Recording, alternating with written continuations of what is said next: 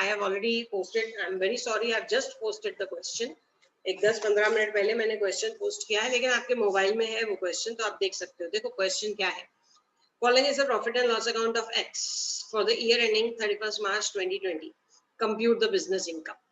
तो ये हमारा स्टार्टिंग बिजनेस इनकम। जैसे ही आपने उसको झलक मारी होगी प्रॉब्लम को, तो आपने देखा होगा कि उसमें आपको दिया हुआ है प्रॉफिट एंड लॉस अकाउंट, क्योंकि एक साइड है ग्रॉस प्रॉफिट, एक साइड है नेट प्रॉफिट।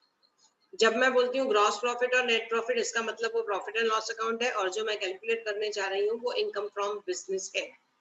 ओके, जैसे ही मैं बोलती हूँ कि this is gross profit, profit and loss account means we are calculating income from business. Okay, देखो क्या क्या दिया हुआ है डेबिट साइड में, क्रेडिट साइड में। जैसे ही आप एक बार profit and loss account read करोगे ना, आपको खुद को आइडिया आएगा कि कौन सी चीजें हैं जो रीजनेबल बिजनेस एक्सपेंडिचर है, कौन सी चीजें हैं जो जबरदस्ती लगाई गई हैं ताकि आपका प्रॉफिट कम दिखे और आपको टैक्स कम भरना पड़े। तो ये जिसको आप बोलते हो झोल किया हुआ है, एडजस्टमेंट्स की हुई है या माल एडजस्टमेंट्स की हुई है। तो लेट अस सी। देखो सबसे पहले है क्रेडिट साइड में बाय ग्रॉस प्रॉफिट। उसके बाद कुछ इनकम दी गई है जो बिजनेस की इनकम नहीं है, जैसे interest on bank deposit, interest on company deposit, refund of income tax.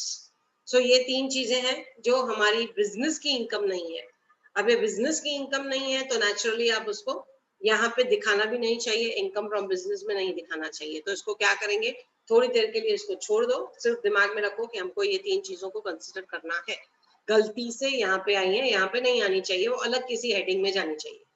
Okay, उसके बाद आते हैं डेबिट साइड में। डेबिट साइड में है ऑफिस सैलरीज, सैलरीज आप दोगे नहीं तो बिजनेस नहीं चलेगा, रीजनेबल है। जनरल एक्सपेंसेस रीजनेबल है। Interest on capital of x, x is the proprietor. Proprietor को अगर हम इंटरेस्ट ऑन कैपिटल दे रहे हैं तो ये गलत है। प्रोप्राइटर ने पैसा लगाया है, इन्वेस्टमेंट किया है और वो इंटरेस्ट मांग रहा है, तो ये गलत है, क्योंकि प्रोप्राइटर इंटरेस्ट नहीं, प्रोप्राइटर प्रॉफिट लेता है। प्रॉफिट भी ले रहा है, इंटरेस्ट भी ले रहा है, क्योंकि वो ये सोचता है, देखो इंटरेस्ट कितना है 3000, प्रॉफिट है 69,000। अगर ये 3000 को यहाँ नहीं लगाता तो प्रॉफिट कितना दिखाता, 72,000। उसको ज्यादा टैक्स भरनी पड़ती। टैक्स बचाने के लिए वो क्या कर रहा है, उसका कुछ हिस्सा इंटरेस्ट करके दिखा रहा है, जो गलत है। ओके, आप ब्याज भी मांगोगे, आप प्रॉफिट भी मांगोगे, दोनों चीजें नहीं हो सकती। ठीक है, so this will not be allowed. ये एक बिजनेस, ये एक आर्टिफिशियल एक्सपेंडिचर है जो जबरदस्ती घुसाया हुआ है। उसके बाद bad debts reserve, reserve RDD provision जिसको आप बोलते हो, reserve for doubtful debts, provision for doubtful debts, this is again something artificial expenditure. ये एक्चुअली एक्सपेंडिचर है ही नहीं, ये तो प्रोविजन है। हमने पैसा साइड में करके रखा कि कल को बिजनेस में नुकसान हुआ तो ये रिजर्व यूज होगा।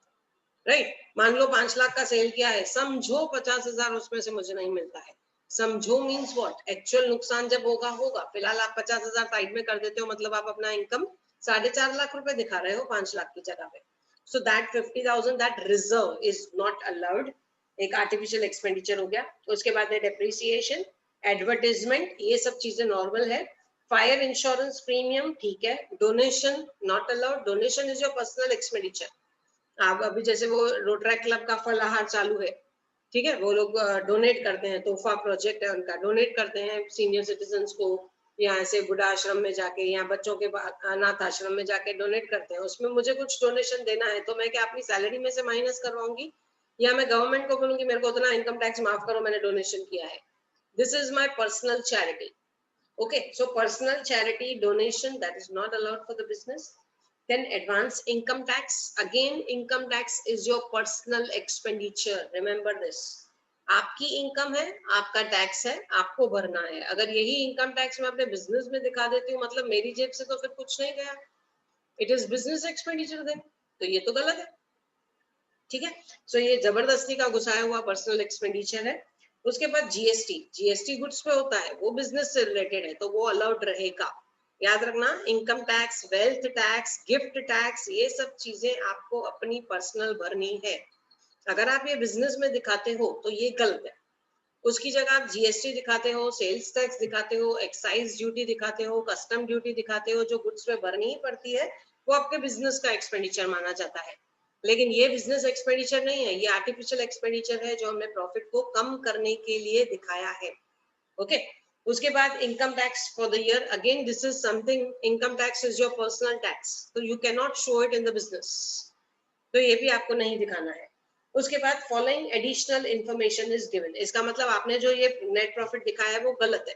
ये सब चीजें एड बैक करके जो आपने माइनस किया है, ये इनकम टैक्स माइनस किया है या आपने advance tax, donation, then bad debt reserve, ये सब आपने माइनस करके प्रॉफिट दिखाया है, हमें इसको वापस ऐड करना है ताकि हमको सही पिक्चर प्रॉफिट की मिले। ओके उसके बाद नीचे दिया हुआ है following additional information is given, allowable depreciation is 10,000 और आपने डेप्रिसिएशन कितना लगाया है 15,000 रुपए। तो हम क्या करेंगे, जो एक्चुअल डेप्रिसिएशन हमने प्रॉफिट एंड लॉस का लगाया है वो गलत मान के ऐड बैक करेंगे और जो इनकम टैक्स बोलती है इतना होना चाहिए वो माइनस करेंगे। आप बोलोगे नहीं 10,000 लगना चाहिए, 15 लगाया, 5 एक्स्ट्रा है, उस 5 का एडजस्टमेंट करें, नो वे। जो आपने लगाया है वो गलत है, उसको ऐड बैक कर दो और जो इनकम टैक्स बोल रही है वो सही है, उसको माइनस कर दो। अमाउंट के डिफरेंस में जाओगे तो गलती होने के 110% चांसेस है। हम अमाउंट का डिफरेंस नहीं देखेंगे, हम टोटल हमारा लगाया हुआ रॉन्ग कंसिडर करके ऐड करेंगे, इनकम टैक्स का अलाउ किया हुआ राइट कंसिडर करके माइनस करेंगे, दैट्स ऑल। उसमें यही मेथड अडॉप्ट होगा। उसके बाद जनरल एक्सपेंसेस इंक्लूडेड फर्नीचर। अब जनरल एक्सपेंसेस अलाउड होता है लेकिन furniture is a capital expenditure. Okay furniture पे डेप्रीसिएशन अलाउड होगा लेकिन फर्नीचर का कॉस्ट अलाउड नहीं होगा, so that will be again added back. जानबूझ करके आपने कैपिटल एसेट परचेज किया और उसको एक्सपेंसेस में ऐड कर दिया है। उसके बाद office salaries include salaries paid to Mrs X, rupees 3,000, Mrs X BCom writes the accounts of the business. अब अगर ये लास्ट लाइन नहीं दी रहती ना तो आप क्या करते, उसको पर्सनल एक्सपेंडिचर करके मानते, जबरदस्ती एक्स ने अपनी वाइफ को सैलरी दी और वो सैलरी यहाँ पे दिखाई, लेकिन एक्चुअली ऐसा यहाँ पे अलाउड नहीं है क्योंकि यहाँ पे आपको दिया हुआ है शी इज राइटिंग अकाउंट्स, मतलब वो बिजनेस के लिए काम कर रही है। अगर बिजनेस के लिए काम कर रही है तो ये 3,000 रीजनेबल है, लेकिन अगर यहाँ पे दिया रहता, ये लाइन नहीं दी रहती कि she is doing writing accounts, तो आप इसको इरेशनल या पर्सनल एक्सपेंडिचर मान के ऐड बैक करते। ओके उसके बाद advertisement includes 2,500 for the advertisement in the souvenir of a political party. Political party का सोविनियर, सोविनियर मतलब उनके मैगजीन्स वगैरह जो आते हैं, तो अगर आप उसमें कोई न्यूज़पेपर आता है, पॉलिटिकल पार्टी को साथ देने के लिए अगर आप एडवर्टाइजमेंट कर रहे हो, उनको सपोर्ट करने के लिए कि आज मैं तुमको सपोर्ट करता हूँ, कल तुम मुझे हेल्प करोगे, ये यहाँ पे गलत काम करने में, यहाँ पे गलत काम करने में, पॉलिटिकल पार्टी के ऊपर किए हुए खर्चे अलाउड नहीं होते हैं। ठीक है, सो ये एक जनरल पॉइंट्स दिमाग में रख के देखो, ये SY बैफ में आया हुआ है। बैफ में अगर आपको मालूम है तो सेकेंड ईयर में भी है टैक्स, थर्ड ईयर में उनको GST है, बैफ में BMS में भी टैक्स है। तो ये SY बैफ का है, मार्च 18 का क्वेश्चन दिया हुआ है। सो देखो कैसे इसको सॉल्व करेंगे, शुरू करो। पहले ऊपर लिखो नेम ऑफ द SSC, ये आपका जो बेसिक है, फर्स्ट प्रॉब्लम है, पूरा ध्यान देना। Name of the SSC mister x, उसके बाद असेसमेंट ईयर, प्रीवियस ईयर, ये सब आपको लिखना है। आपका प्रीवियस ईयर सेम रहेगा, it is not going to change for the full year 2019-20। Assessment year 2020-2021, यानी कि जिस साल में कमाया प्रीवियस ईयर, जिस साल में टैक्स बढ़ा असेसमेंट ईयर। उसके बाद आप लिखोगे आपका legal status.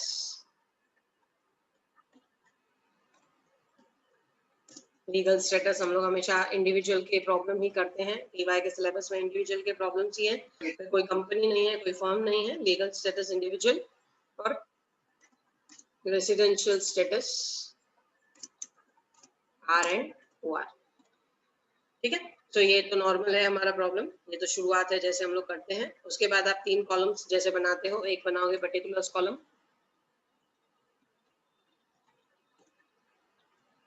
Particulars, amount, amount, amount, 3 columns, 3 बनाओ, 2 बनाओ, जैसे आपको समझ में आए। 3 बना के रखेंगे, कोई प्रॉब्लम नहीं है, यूज हुआ नहीं हुआ कुछ फर्क नहीं पड़ने वाला है। ठीक है, पर्टिकुलर्स, अमाउंट, अमाउंट, अमाउंट, और उसके नीचे आप लिखोगे, अब मैं इसको थोड़ा ऊपर कर लेती हूँ, ये आपको ऊपर का इन्फो तो मालूम है, हम लोग नॉर्मली करते हैं। उसके नीचे आप लिखोगे calculation of income from business.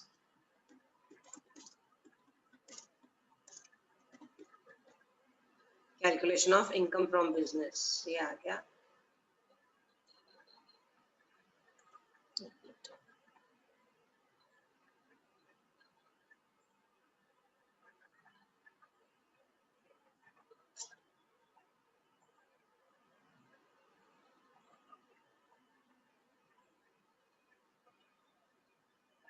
Yes, ये हो गया calculation of income from business. ये बिजनेस है, प्रोफेशन नहीं है, डायरेक्टली आप शुरू कर रहे हो इनकम फ्रॉम बिजनेस से। अब इसमें कैसे शुरुआत करते हैं, देखो मैं ना ऊपर का पार्ट पूरा ये कर रही हूँ, स्किप कर रही हूँ, या अगर आपको चाहिए, ये कंप्लीट हो गया आपका name of the assessee previous year assessment year, ठीक है। इसको मैं ऊपर करती हूँ, स्क्रॉल कर देती हूँ, फिर भी अगर कुछ रह जाए तो बाद में आप मुझसे पूछ सकते हैं। सो यहाँ से हम लोग शुरू कर रहे हैं। सबसे पहले देखो इसमें हम लोग क्या करते हैं, स्टार्ट कैसे करते हैं, we start with net profit as per profit and loss account. Net profit as per profit and loss account, PL account, ठीक है। अब ये नेट प्रॉफिट कितना है, मैं लिखती हूँ सेकेंड कॉलम में, नेट प्रॉफिट हमको दिया हुआ है 69,000। इस 69,000 को आपको रियलिटी में लाना है, ठीक है, रियलिटी पे लाना है, क्या सच है क्या गलत है ये आपको फाइंड आउट करना है। तो मैं क्या करूंगी, जो भी एक्सपेंडिचर मैंने जबरदस्ती घुसा के प्रॉफिट को कम कर दिया है वो मैं क्या करूंगी, वापस ऐड करूंगी। तो यहाँ पे लिखेंगे हम add expenses disallowed oblique income allowed. Income allowed normally problems में नहीं होती है, लेकिन फिर भी हमको लिखना है क्योंकि वो प्रोफॉर्मा है। Okay, expenses disallowed less income allowed. उसके बाद लेस करना है, लेस क्या करना है, कुछ चीजें जो हमने जबरदस्ती यहाँ पे इनकम करके घुसा दी हैं। ओके, सो लेस होगा आपका एक्सपेंसेस अलाउड ऑब्लिक इनकम। यहाँ पे जबरदस्ती आ गई है, एक्चुअली वो क्या होना चाहिए था, इनकम कंसीडर्ड सेपरेटली। ये कुछ ऐसी इनकम है जो हमें अलग से कंसीडर करनी चाहिए थी, लेकिन हमने गलती से उसको यहीं पे दिखा दिया। ओके, सो ये हमारा प्रोफॉर्मा है। बहुत दूर हो गया, इसको थोड़ा आगे करते हैं। Yes, so this is your general proforma. What you have done is expenses disallowed या इनकम अलाउड, नीचे लेस में expenses allowed oblique income considered separately. मतलब आप क्या कर रहे हो, जो चीजें आपने जबरदस्ती दिखा दी है माइनस करके डेबिट साइड में दिखाया, मतलब प्रॉफिट को कम करने की कोशिश की, आप प्रॉफिट को ऊपर बढ़ाओगे, वापस एक्चुअल फिगर दिखाओगे उसका, और जो चीजें इनकम साइड में गलती से दिखा दी है वो आप माइनस कर दोगे, ठीक है। चलो let us start with number 1, expenses disallowed. कौन से एक्सपेंसेस हमने देखे डिसअलाउड, पहले आप देखोगे प्रॉफिट एंड लॉस अकाउंट, याद रखना पहले प्रॉफिट एंड लॉस अकाउंट में मुझे दिख रहा है इंटरेस्ट ऑन कैपिटल, जो गलत था। क्यों गलत था वो हम लोग डिस्कस कर चुके हैं, बस सिर्फ अभी लिखना बाकी है। इंटरेस्ट ऑन कैपिटल गलत है, क्योंकि यहाँ तो प्रॉफिट लो यहाँ तो कैपिटल लो, दोनों लेना गलत है। Okay, so interest on capital 3,000 rupees, this is wrong, disallowed. आप उसको वापस ऐड करो, बराबर है ना, ऐड करेंगे तो ही तो हमको उसका फिगर बराबर मिलेगा ना, 72,000 आप जो बोलते हो। अगर मैं ये 3,000 नहीं दिखाती तो मेरा प्रॉफिट 72 आता, तो देखो ना 69 + 3 = 72। ऐसे ही कुछ और चीजें हैं जो मैंने जबरदस्ती घुसाई हुई हैं, जैसे बैड डेब्ट्स रिजर्व है 5,000 का, अगर मैं ये नहीं डालती तो मेरा प्रॉफिट 77 आता, राइट, 69 + 3 + 5।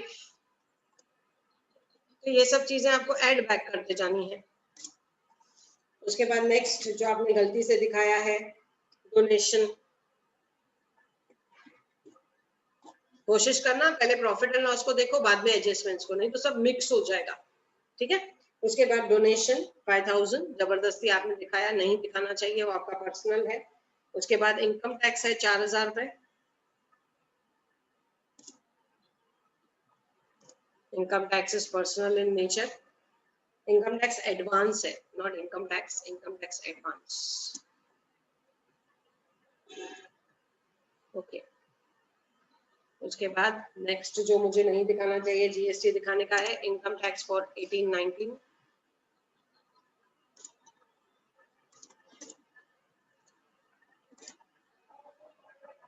ये भी पर्सनल है तो मुझे ये भी नहीं दिखाना चाहिए, 3,000,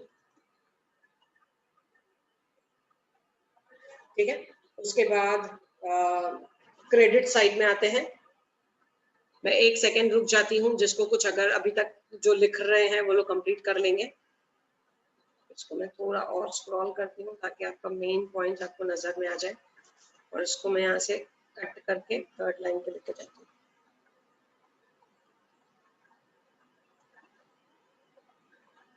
यहाँ पे अपने को स्पेस मिल जाए। एग्जाम में जब आप ये प्रॉब्लम करोगे ना, प्लीज कोशिश करना कि 5 पॉइंट्स हैं जैसे, उसके बाद एडजस्टमेंट्स रहेंगे, कम से कम 8 to 10 लाइंस आप छोड़ दो, ओके कम से कम 8 to 10 लाइंस। अभी यहाँ पे तो एक्सेल था, मैंने एक लाइन एडजस्ट कर लिया, नहीं तो क्या होता था वहां पे मैं कहाँ एडजस्ट करूँ कहाँ लिखूं, फिर कटाकुटी होती है। तो वो काम आपको नहीं करना है, आपको कम से कम एक्सपेंसेस डिसअलाउड के नीचे 10 लाइंस छोड़ देनी है। बहुत सारे प्रॉब्लम्स, बड़े बड़े प्रॉब्लम्स होते हैं, वहां तो आपको 12-15 लाइंस चाहिए। सो प्रॉब्लम जैसे ही देखोगे अकॉर्डिंगली आप डिसाइड करो कि कितनी लाइंस आपको छोड़नी है, एक्सपेंसेस डिसअलाउड के नीचे कितनी, फिर लेस लिखना है।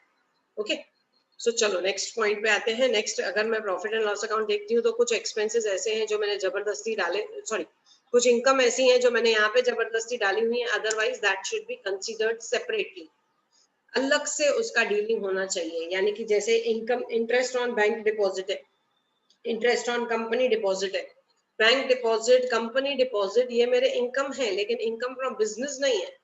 बैंक में पैसा रखना मेरा बिजनेस नहीं है, कंपनी में पैसा रखना मेरा बिजनेस नहीं है, that is called as your income from other source.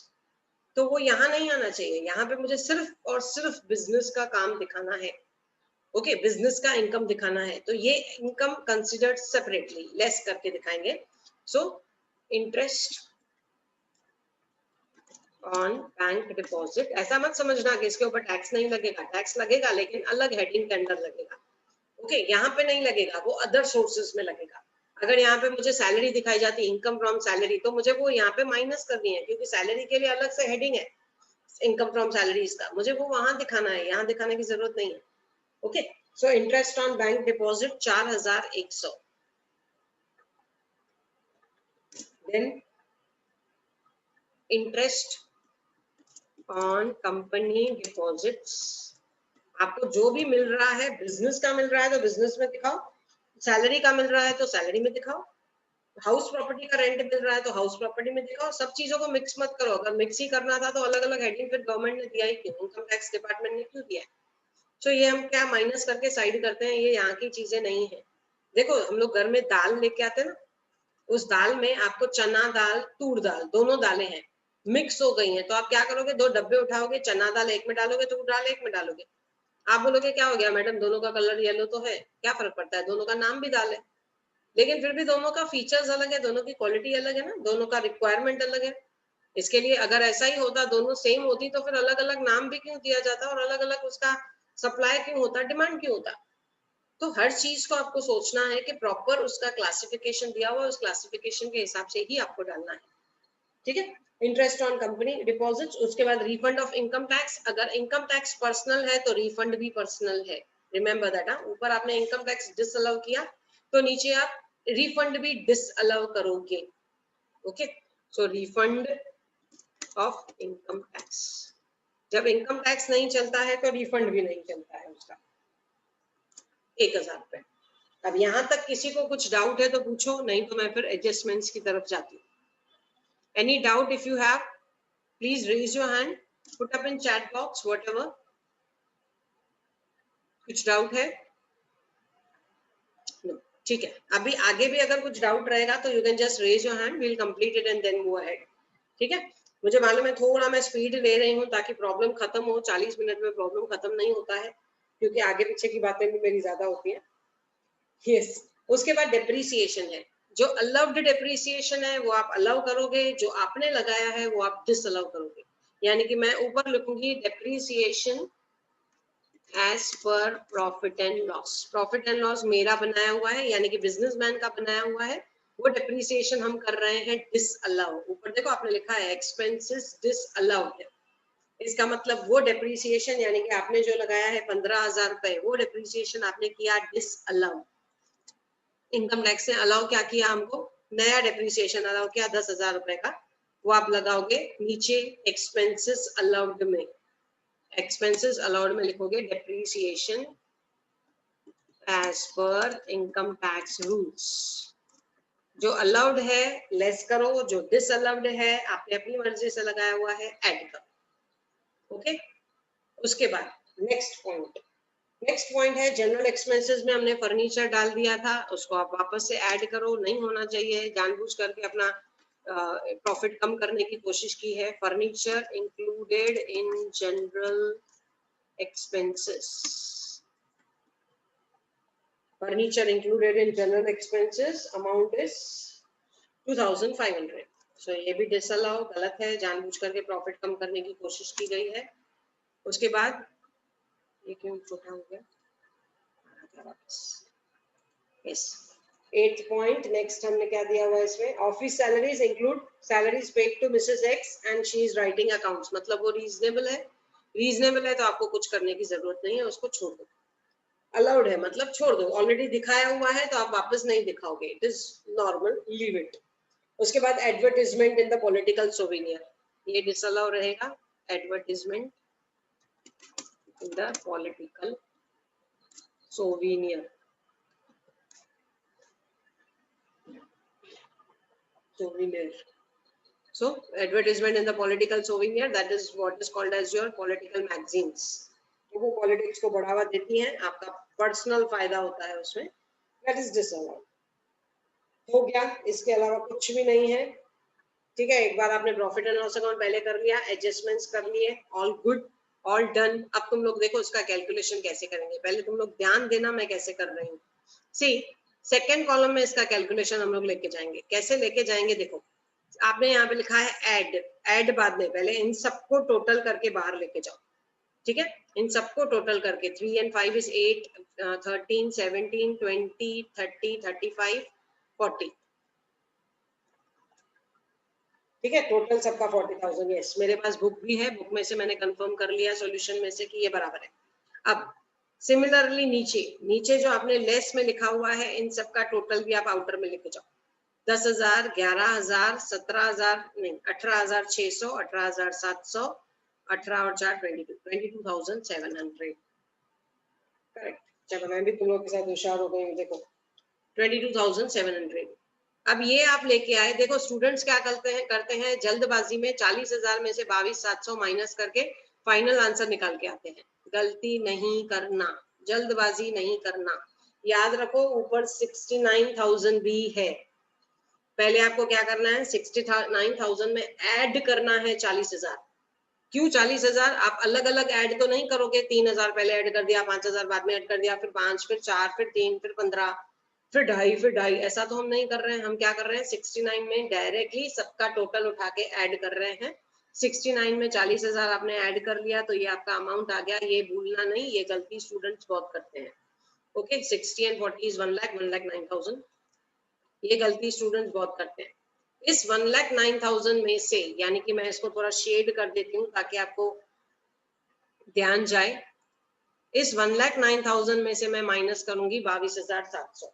22,700 क्यों माइनस कर रही हूँ मैं? क्योंकि अलग से 4,100 पहले माइनस करूं, फिर 7,600 करूं, फिर 1,000 करूं, फिर 10,000 करूं। नो, क्लियरली लिखा हुआ है less expenses allowed.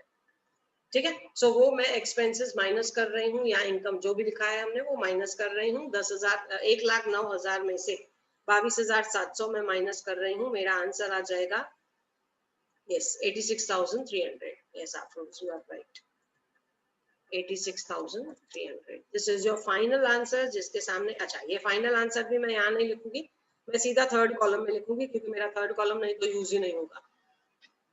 Okay, third column use ही नहीं होगा, मुझे वहां पे लिखना पड़ेगा, और मैं उसके सामने लिखूंगी taxable income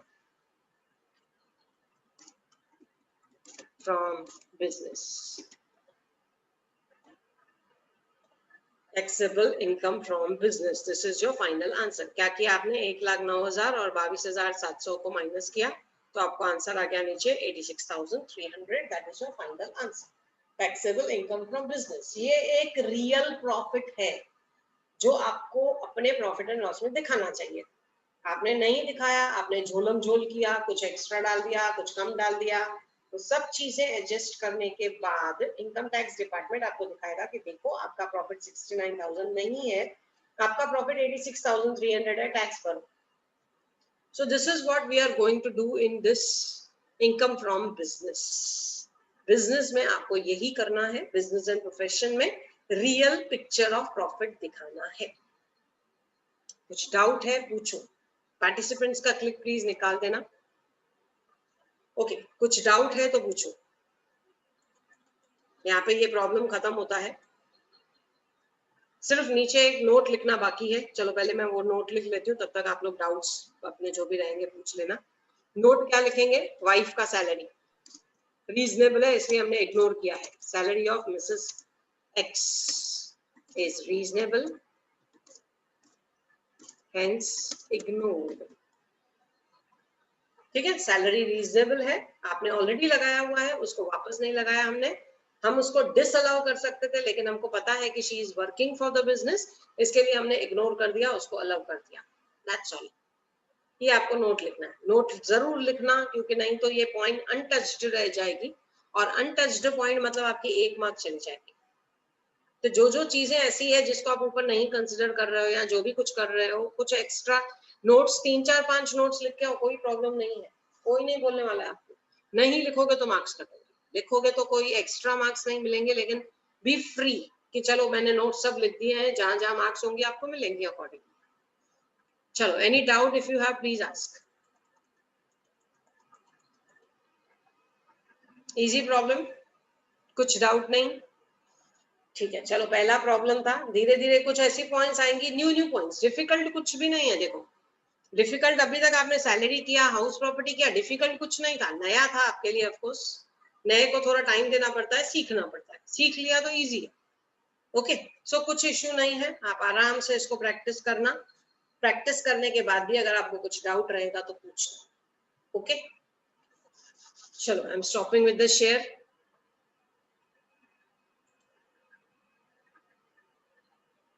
take care, all the best.